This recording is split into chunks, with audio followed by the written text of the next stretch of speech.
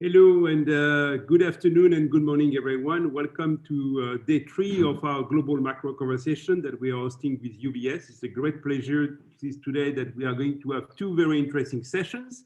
The first one that we're going to start with Matthew Coley on the US elections. That's going to be a conversation with Tony Fratto, and Matthew will introduce our speaker. And it will be followed afterward in the afternoon with a very high-level policymaker panel on monetary policy and transitions that will be moderated by Beat Siegenthaler. Tony, thank you very much for joining. It's a great pleasure to welcome you here. And we will engage in a conversation that will be moderated by Matthew Coley from UBS. Matthew, thanks again. And we look forward to this interesting conversation. Thank you very much, Mark. Thanks for the introduction. Thank you. Good morning, ladies and gentlemen. Thank you very much for joining us today for this conversation on the US election. I am delighted to be joined by Tony Fratto, founder and partner of Hamilton Place Strategies, former Assistant Secretary at the US Treasury Department, and Deputy Press Secretary at the White House under former President George W. Bush. Hello, Tony. Good morning. Good morning, Matthew. Thanks for having me. So the conversation today is about the US elections. We're going to be tapping into Tony's deep insight. And if you do have questions, then please submit them to me by email. My email is matthew.cowley. You should hopefully see my name there up on the screen. Matthew, M-A-T-T-H-E-W, Cowley, C-O-W-L-E-Y, at ubs.com. Send those through and I will put the questions to Tony. Right, so let's get straight to it. Last night there were the dueling TV presentations, town halls with the two candidates, President Trump on the one hand and former Vice President Joe Biden on the other. What was your takeaway from those, and what's your kind of broad, what's the state of play for the elections at the moment? Sure, thank you, Matthew. It was one of the unique situations, I think, in presidential campaigns. I think I've been involved in or paying attention to them since, I don't know, 1980, and we've never seen anything like that before. And of course, the reason for the dueling campaigns was we were supposed to have a scheduled debate this week, and because the president conducted or acquired COVID, the debate commission was going to have a remote debate, and the president didn't want to have a remote debate. He wanted to be around people and do that in public. I think he thinks that's what his strength is. NBC offered the opportunity for him to do the debate on their air, just as ABC, the network, had offered Joe Biden. And so we were treated to this, really bizarre dueling debates where people were able to go back and forth, watch pieces of each of them, which I did, and also following along on Twitter. I think I don't think things were changed last night. I think you saw both candidates actually performing somewhere near their best. Joe Biden first was very. The people who watched the debate and commented afterwards thought of it as a calming event, which is that may be a nice way of saying boring. I won't go quite that far. I thought it was one of his better performances in terms of the substance of his issues. He's a slower talker. It was more measured. It was calming, and so we saw the differences there. It was a little bit more raucous at the Trump town hall meeting, a little bit louder and more active, and also contentious with the interviewer Savannah Guthrie, who pressed him on some key questions. And so we saw some prime vintage Trump in his answers to some of those questions, and a little bit more combative. I think at the end of the night, though, Matthew, I don't think things changed the dynamic of this race. Just thinking about where things are today, this has been a very stable race. You have to remember, Joe Biden has been leading this race by a substantial margin, 4, 5, 6 points going back to the early part of the year. That has only widened over the past couple months, and especially over the past 2 weeks or so. So the structure of the race, if you look at the polling and the polling averages, it's been very steady. The benefit that Biden has for him right now is, Trump has not been able to break out of the low 40s.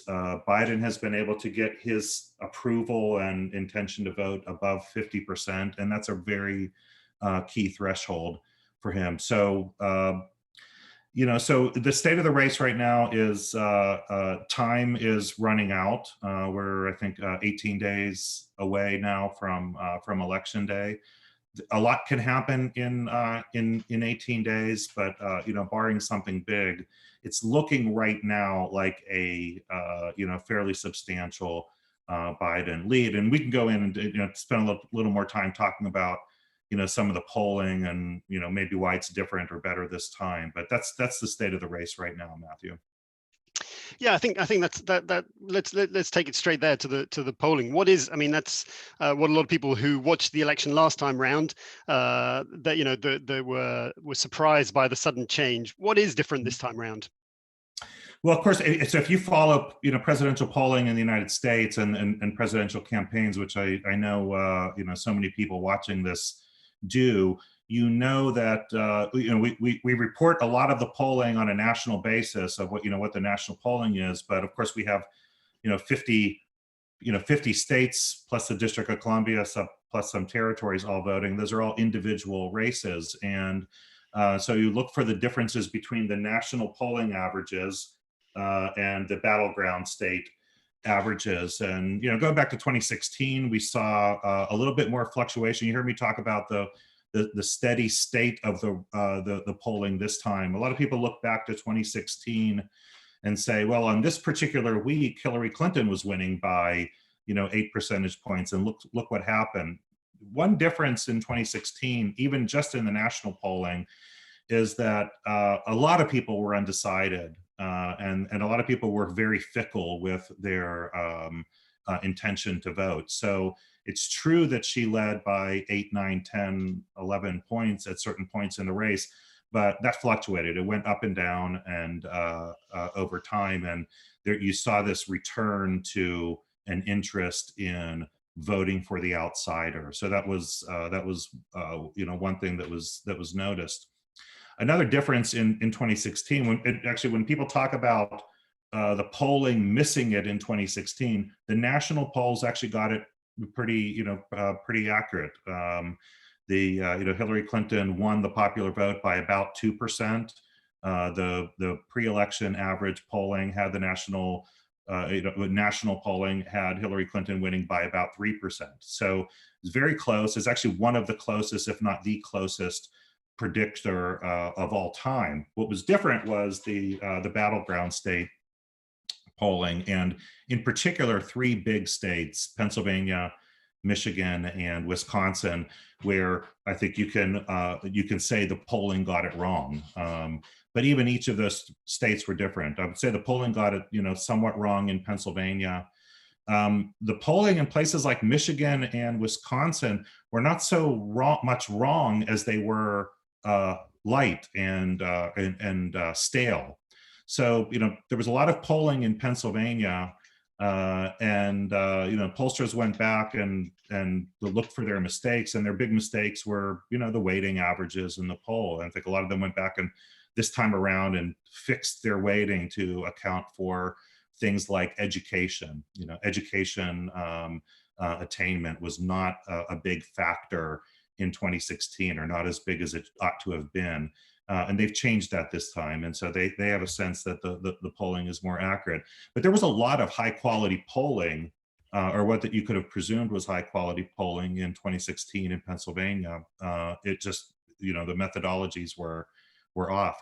In Michigan and Wisconsin, it was believed at that time that Hillary Clinton was going to win those states fairly handily.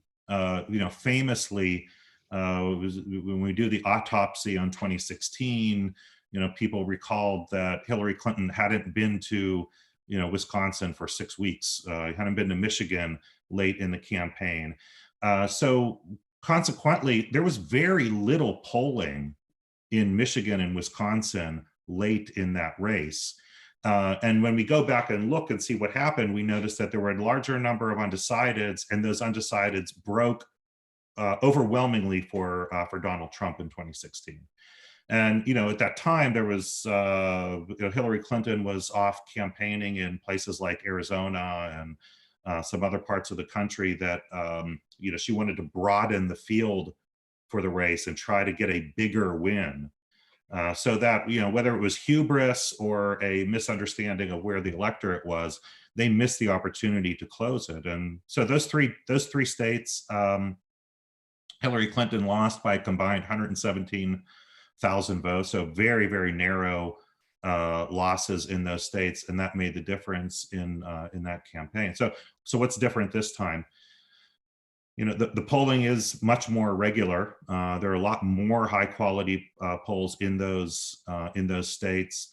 No one can claim that that Joe Biden is ignoring them. He's spending a lot of money and a lot of time in those key states, and so there is a general sense of more confidence that the polling there is better. And also that the campaigns are more active in those states. And so it's higher on the minds of voters and many fewer undecided voters. So even if you get to this point in the campaign and you look for voters who may swing from one candidate to another, there just aren't as many of them to move. And so, if Joe Biden is leading right now in Pennsylvania, the average is about 7%. In Wisconsin and Michigan, it's 7.5%, almost 8% in Michigan. Those are fairly large leads in those states. He's above 50%, at or above 50% in those states, which is an important threshold. And there are just very few voters who can close that gap. Again, anything can happen. Both campaigns have a lot of stories to tell about turnout. We don't know what's going to happen with mail-in voting. I know we'll talk about that too. So a lot of variables to consider. But if things hold right now, it should Joe Biden's sitting in a good position. And how do you see the next 3 weeks playing out in terms of strategies? What are the main themes of each campaign at the moment? And also, I know that occasionally there's a poll that gets the Democrats excited, well, both sides. But is the Biden campaign going to fall into that temptation of trying to broaden out the race again? They're going to do it a bit. It's really interesting. So President Trump had a rally this week, and so you would think that he would be holding these rallies only in those states that he absolutely needs to win. And if you're looking for signals for how campaigns think about where their race is, the places where they spend time and money are the places they think that they have work to do. There's a reason that they go there. Well, Donald Trump held his rally this week not in Pennsylvania, Michigan, Wisconsin, where we know he's far behind. He held that rally in Iowa. Now, Iowa is a state that he won by 9 points last time. He should not be in trouble in Iowa. He should not have any reason at all to campaign in Iowa, but he was in Iowa. So you can argue he's not broadening the base of states. He's actually narrowing it and having to spend time shoring up the places where he should be strong already. Joe Biden has bedeviled the Trump campaign. I think there was reasons why they did not want Biden as the candidate is that he is very hard to characterize as a bad person. I mean, Biden obviously has a long story of being a nice guy who does non-controversial things. So he's very hard to demonize. For any challenger, I was involved in the Bush 2004 re-election campaign. Paid close attention to the Obama 2016 re-election campaign. If you're the incumbent, you have to try to either make the case that this election is going to be a referendum or a choice. And if people generally feel good about where you are, you're happy with it to be a referendum. If people are not happy and concerned about where things are going, you have to make it a choice. If Donald Trump is the president, it's always going to be a referendum on Donald Trump. This is a referendum on Donald Trump. It's impossible to not be a referendum on Donald Trump when he is the most covered, dominates the news from the day he came down the escalator at the Trump Tower in New York City. He has dominated news coverage in America every day. He's the number one news item. So the idea that this election would be a choice seemed like a long shot strategy for the Trump campaign. It's going to be a referendum, and the referendum on Trump right now is boiling down most significantly to his performance on COVID, and people are not happy with his performance on COVID, and with two key voting groups. One are women. People have focused on suburban women. On the Republican loss of suburban women was a topic coming out of the 2018 midterm elections. I had a conversation with two pollsters earlier this week, and I asked them about suburban women. They said, Tony, it's not just suburban women, it's women everywhere. Trump has lost support with rural women. His core base of support remains white, non-college educated men, wherever they are, either urban or rural. He was able to keep rural women back in 2016. They didn't like Hillary Clinton. He's losing them this time around.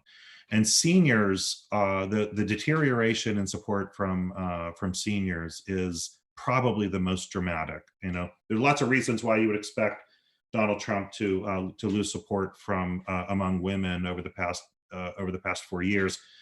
A lot of that goes to his demeanor, things that he says, his contentiousness. They don't like the way he acts, and that shows up in a lot of polling.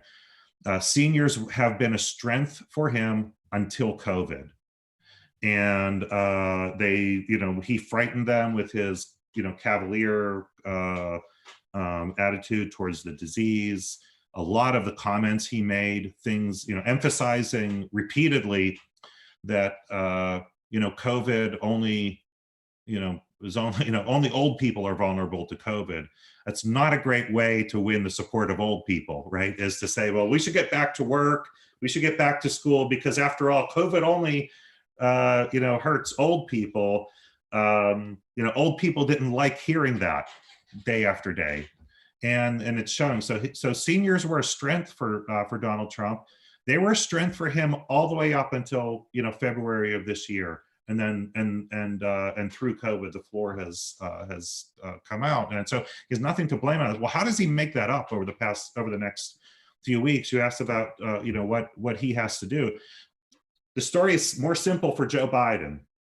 Joe Biden just has to continue doing what he's doing, be the reasonable voice, the steady voice, continue to campaign and use his vast financial resources now in the states where he knows he has opportunities.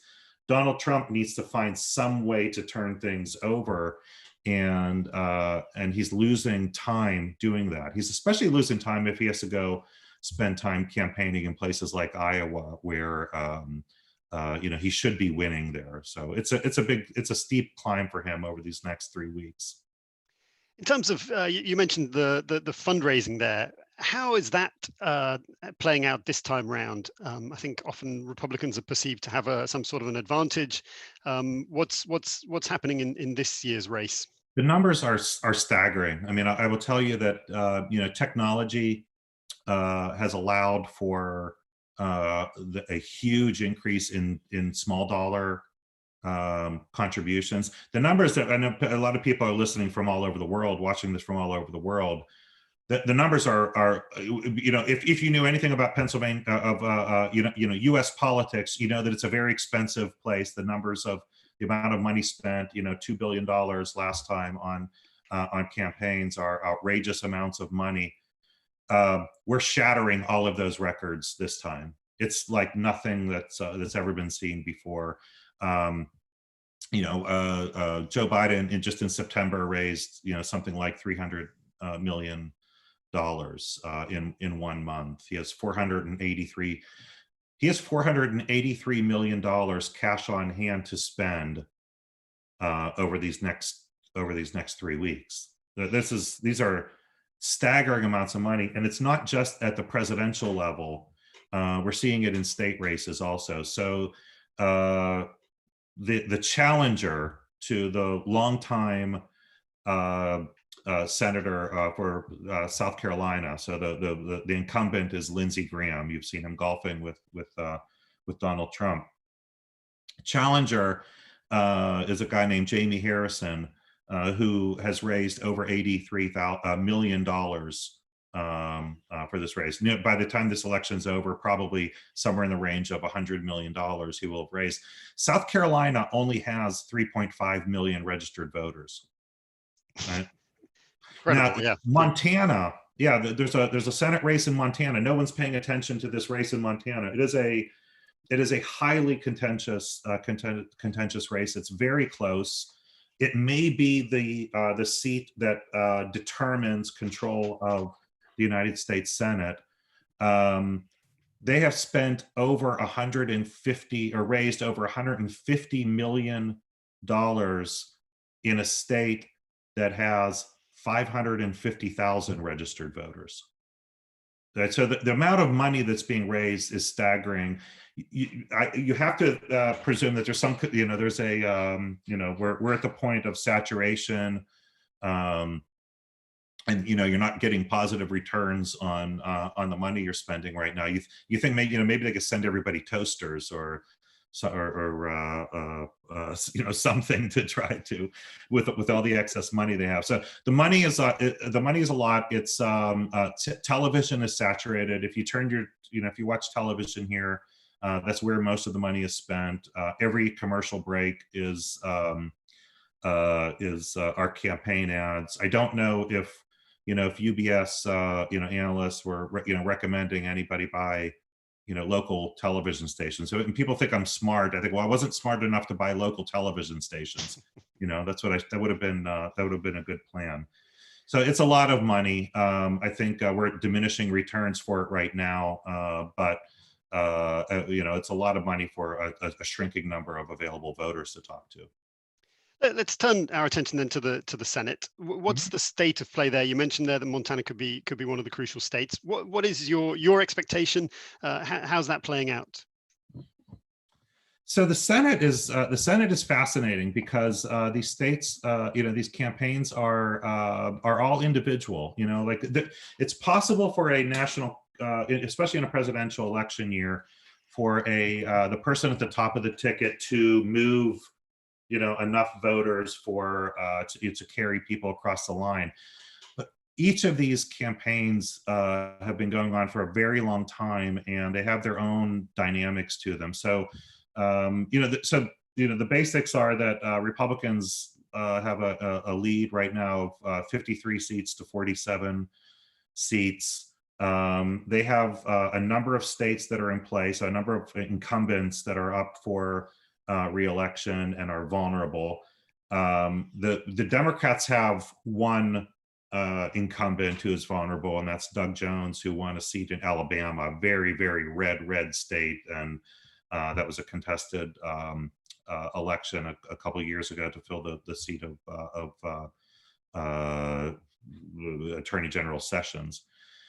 So all the other states are all, largely incumbent Republicans trying to hold on, and some of them not successfully. So, so if you take that one seat, you can say, that puts Republicans at 54 seats. The other seats where they're certainly going to lose are in places like Colorado. It looks like Maine they're going to lose, and then the highly contested seats in places like Montana, South Carolina, North Carolina are going to be, where Democrats are leading in each of those states. Now, South Carolina has tightened; it's probably a toss-up. North Carolina, when we say these elections are all unique and different, So the challenger in North Carolina, over the past 10 days, the news has come out of not one, but two affairs that he had. A sexting scandal, two affairs. The subsequent polling showed that his margin increased, not decreased, after news of the affairs came out. So I suggested maybe that the Republican incumbent still had time to go out and have an affair or two to try to improve his numbers. He looks steady in that seat, to hold that seat. Arizona is another state that has had a continuous election for about 4 years now. It had they filled the seat of John McCain, the two senators, John McCain and Jeff Flake, both Republicans, 4 years ago. John McCain died. Jeff Flake chose not to run for re-election, and he would have lost to a Republican primary challenge. The woman, the Democrat, a Democrat won in the seat to replace McCain 2 years ago. The Republican who lost is now running for the other seat, and she's behind in that state too now. So you're gonna have a state that was once and for a very, very long time held by both seats held by Republicans, is now flipped, and it's going to be a state where the two Senate seats are held by Democrats, and that state is becoming a state that Democrats can win. In fact, most projections put Arizona in the column for President Trump right now. So you're seeing a purpling of a number of these states like Colorado and Arizona, once that were fairly reliable Republican states, are now becoming Democratic states. So chances are, I think Senate control is a toss-up. I think we don't know enough about some of these races like South Carolina and Montana. But with a toss-up, but maybe a lean chance for Democratic control. There's a lot of talk about a blue wave, of Biden winning, the Senate going Democrat. The House of Representatives will, of course, remain Democrat.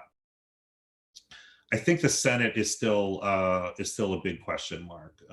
It's I don't think we know enough about what a number of these states are going to go. Either way, it's not going to be I don't believe it's going to be a wave in the Senate. I think the margin of control, if Democrats take control, will be no more than 1 or 2 seats. So we're going to have a very tight Senate in 2021. And that's I think that is interesting, because for me a wave would be 60 seats presumably, or at least 60 seats. How important is that number 60? So everyone focuses on just the absolute majority. Yeah. How important is that number of 60 seats in the Senate? I think it's unattainable right now. I mean, look, you can do some storytelling in each of these states where you can imagine Democrats getting to 54 or 55 seats. That's possible. What I can't say, I won't be shocked on election night if Democrats have or whenever the elections are, all the ballots are counted, if not on election night, if in the end Democrats have 53, 54 seats, maybe even 55 seats. Higher than that, I think is a real stretch. One thing to keep in mind, though, is that in 2022 midterm elections, Republicans again will have a map that is not favorable to them. They're going to have a lot of incumbents up for re-election again, and so there will be pickup opportunities for Democrats again. So you asked about 60, right? So the magic number in the U.S. Senate to prevent a filibuster is 60 votes. There has been a lot of talk about the Senate doing away with this tradition of requiring 60 votes to halt debate on legislation in the Senate. There are questions as to whether Joe Biden, who is a 47-year veteran of Congress, a very traditionalist in that sense, whether he would support doing away with the filibuster and the need for 60 votes to end debate. There are a handful of other senators who are opposed to it as well. So I think the likelihood of doing away with the filibuster is, you know, a lot of Democrats are expecting it to happen. I think they're over. I think their expectations are too high that the filibuster is gonna go away. So I think we're still going to have it for some time, or at least it won't be tested until we have some big piece of legislation that, you know, where you know, 60 votes is halting something important. And so we'll see how that test goes. But I don't think they get to 60 votes to really change the functioning of the Senate in this election. It is possible, though, in 2022. You know, if now a lot can change, as we see, you know, in 2-year election cycles, and midterm elections are tough for the governing party. They're always challenging. But you know, but if they get to 60 votes, you can imagine, you know, pretty large changes in legislation. I think we're going to see changes anyway, but you can see some pretty significant changes in the legislative landscape, even if they're at 53, 54 votes in the Senate. Okay, let's just turn our attention a bit to the electoral process itself. And there's been a lot of focus on you know, mail-in votes and all these different things that we're all busy learning about. As you mentioned earlier on, it's incredibly complex. 50 states, 50 different ways to vote. What's your take on that? What are your concerns around the electoral process? What should we be watching? So look, I mean, I think a lot of people are hoping that whatever the result is, that it's big, and you know, so that people are hoping for landslides, so we don't have this ugly period of you know, days, weeks, and months going on of trying to figure out you know, who won the election. I'm a veteran of the 2000 you know, Bush campaign, and you know, which was, you know, the last contested election. I spent 5.5 weeks in Florida after election day. Got the call, you know, on election night. They said, "You have a bag packed?" And I said, "I don't." They said, "Well, pack your bags, because tomorrow you're going to Florida." So so I went to Florida in November, and for a, you know, someone from the north spending you know, Thanksgiving in Florida was very strange. But you know, but that was obviously, you know, very contentious. It only involved one state, though. You know, so everybody was descending on Florida. We were trying to determine the outcome in one state with one system. As you mentioned, Matthew, we have multiple states here, and because of COVID, the number of states that are increasing the use of mail-in voting. Every state had some form of mail-in voting. The mass use of mail-in voting right now, and very recent changes in law to allow for early voting, is new. So we have states that have great experience. The Washington state, for example, has had mail-in voting for as long as I can remember, and in fact became mandatory mail-in voting. They don't even have, except for special circumstances, in-person voting. So so they have a lot of experience with it. They're going to handle it very well. That's not going to be a close race in Washington state, and so that'll be fine. The state I'm in right now, Pennsylvania, is going to be one of the most difficult states, and I think very unlikely to have an outcome in Pennsylvania on election night, and probably not for a few nights. So the law in Pennsylvania is, they passed a law earlier this year during COVID to allow for greater use of mail-in voting. You know, growing up here in Pennsylvania, whenever I would have to travel on election day, I could request a mail-in ballot, and I could use that ballot to vote absentee. They changed the law so that you don't have to have a reason to request a mail-in ballot this time. And so, and this is because of COVID. They don't want people going to the polls. Well, the numbers are, you know, are off the charts in terms of the number of people who are requesting mail-in ballots, and they're going to be doing this for the first time. You know, so, and anytime people do things for the first time, you know, you make mistakes and you have errors. What makes it even harder is the structure of voting here, just the ballot itself. We have this complex system of, putting the ballot in 2 envelopes. You fill out your ballot, you put it in one envelope, you seal that, that's called the secrecy ballot. Then you put that envelope into another ballot, that envelope into another envelope. You have to seal that and fill out information on that extra ballot as well, and then mail it in, and it's going to get sent to counting centers that are using machinery for the first time to count a lot of these ballots as well. They also have the law. While they expanded the law for for allowing for mail-in ballots, they didn't change the law for counting. So you can only count mail-in ballots starting on election day. So you're going to have this huge increase in the number of mail-in ballots that have to be counted, and you cannot begin counting even one of them until the morning of November 3rd, 2020. Florida actually should probably be fine. Florida has had a huge increase in mail-in ballots, but they're counting already in Florida. So the law in Florida is that you can count early. So actually on election day, we'll probably know what happens in Florida, and North Carolina is in the same situation. They have early, not just early voting, but early counting.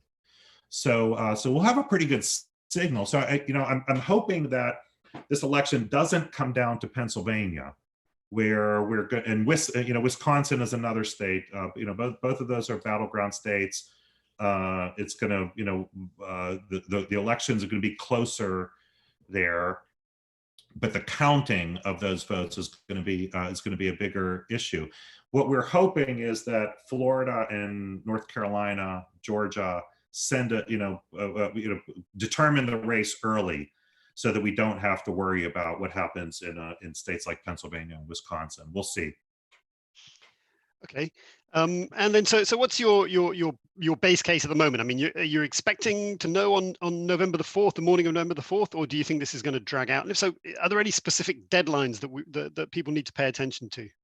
There are, yeah. I mean, so all of these states have, there have been questions about, well, what happens if we don't know who the president is? Will we have a president? We'll have a president. There will be, a president in office, and all of these states have to certify. They have dates that lead. The latest dates are in the first week of December for states to certify their results. So they will be certifying results. I do believe that in the closest states there will be court challenges. Both sides are preparing for court challenges right now. If the differences fall into are narrow enough.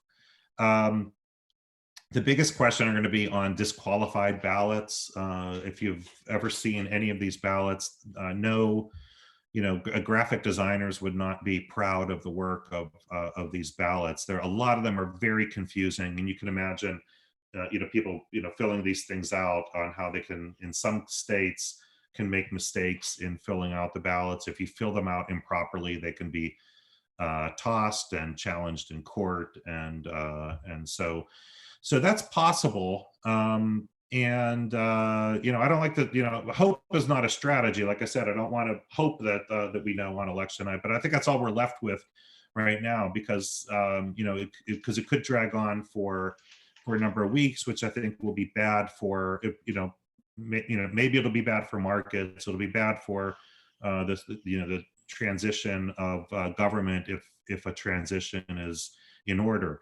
But that said, though, although these states have different systems, they do have dates certain when they have to, that cannot, they can't go beyond those dates. They're enshrined in law when the dates must be determined, or their election officials must determine what the results are, and court cases in most instances can't even hold those dates up. So I feel confident that we're gonna know during election week who the winner is.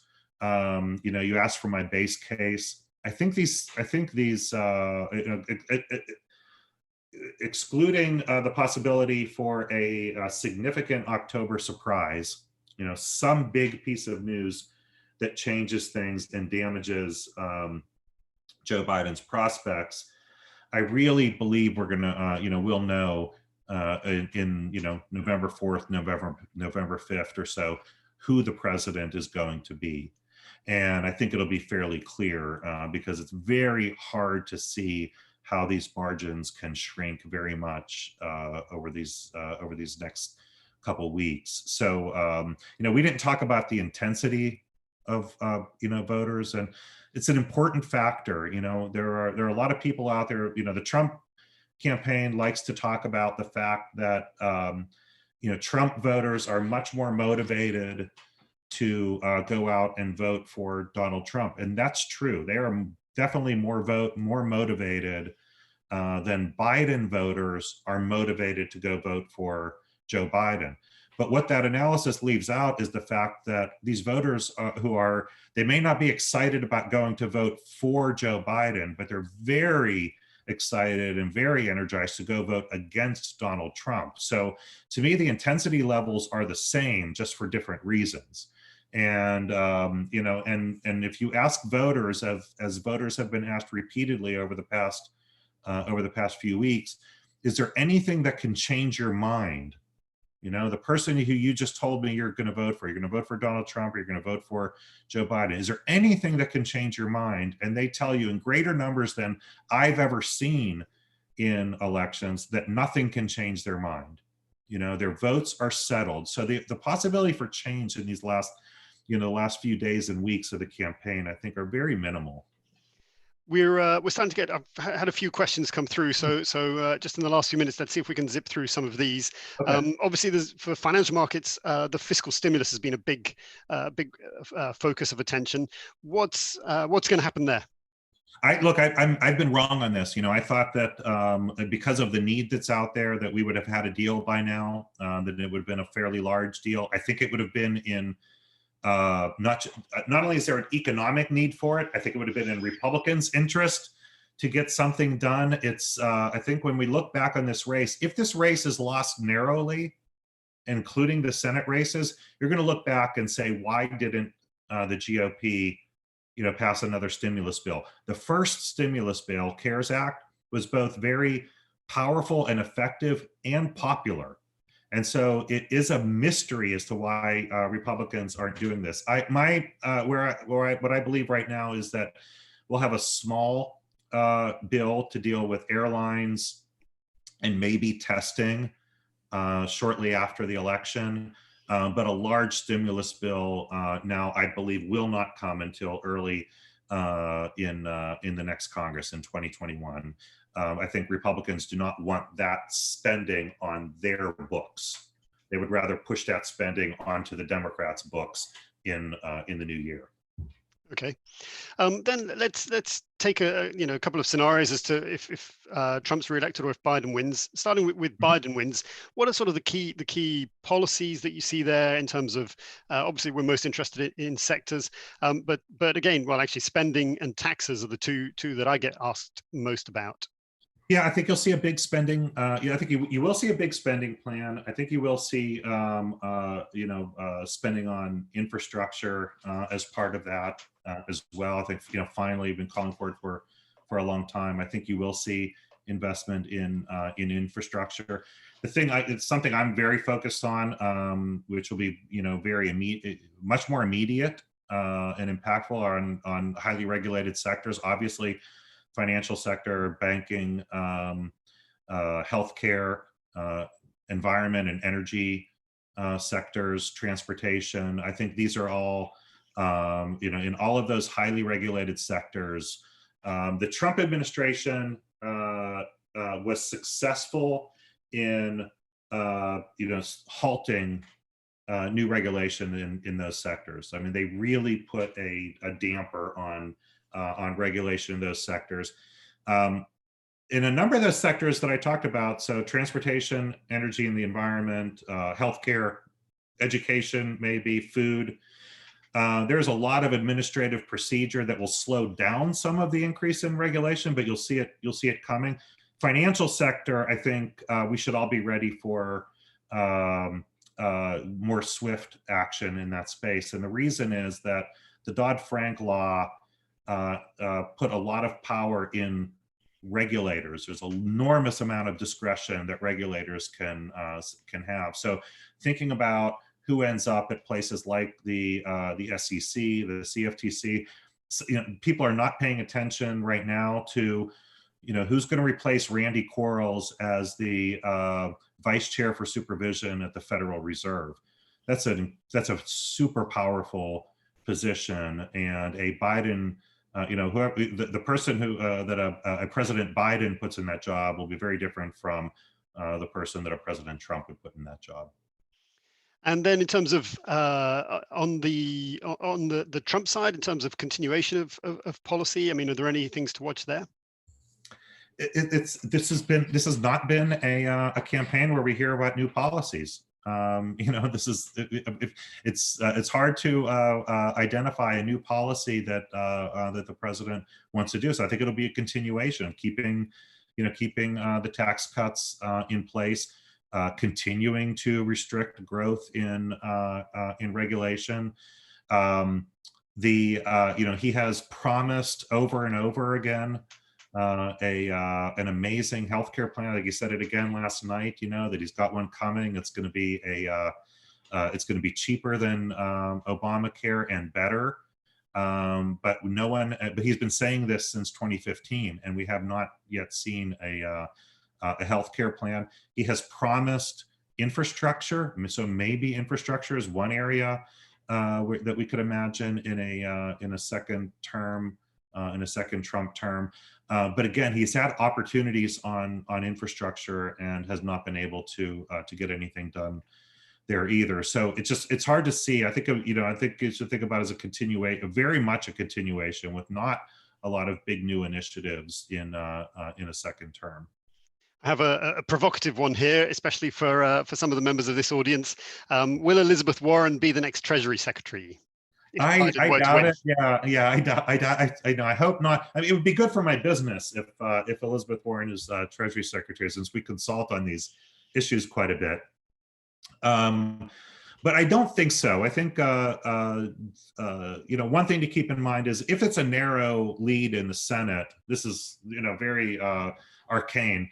But if it's a narrow lead in the Senate, they will not want to remove Elizabeth Warren from her Senate seat in Massachusetts, because Massachusetts has a Republican governor, and he would appoint a Republican to that seat, not a Democrat. And so they have to be careful about having Elizabeth Warren leave. The other reason is there's an incredibly qualified candidate who Joe Biden can nominate, and that's Lael Brainerd, who is a veteran of the Treasury Department and has been a Fed board governor for some time now. I don't know that anyone has ever been more qualified to be Treasury Secretary than Lael Brainerd is, and so he would have the opportunity to name the first woman to that position, and a very highly qualified and highly respected woman for that job. And so my sense is it's Lael's. Lael's the odds-on favorite for that job. I don't think Elizabeth Warren would do well in that job, but I also think the politics of it make it very challenging as well. Now, that said, she's going to have a long list of people for all of those other jobs that I just talked about. All of those regulators, including the OCC and FDIC and all the other financial sector and banking regulators. You can be absolutely certain that Elizabeth Warren has a list of people she would like to have in those jobs, and a number of them are going to get those jobs. Okay, excellent. I think that's a good point at which to wrap up. I know we have the next session coming up very shortly, so I would hate to overrun. Thank you very much, Tony, for that. That was fascinating insight, a great conversation, much appreciated. Thank you, ladies and gentlemen, for joining us this afternoon. And now back to Mark. Thanks, Matthew. Thanks, Tony, very much. I think it was, absolutely very insightful, and very appreciated your participation this afternoon. I think at 3:30 Paris time and 9:30 New York time, we will kick off with the next session on monetary policy. And thanks, and be well, all of you. See you shortly.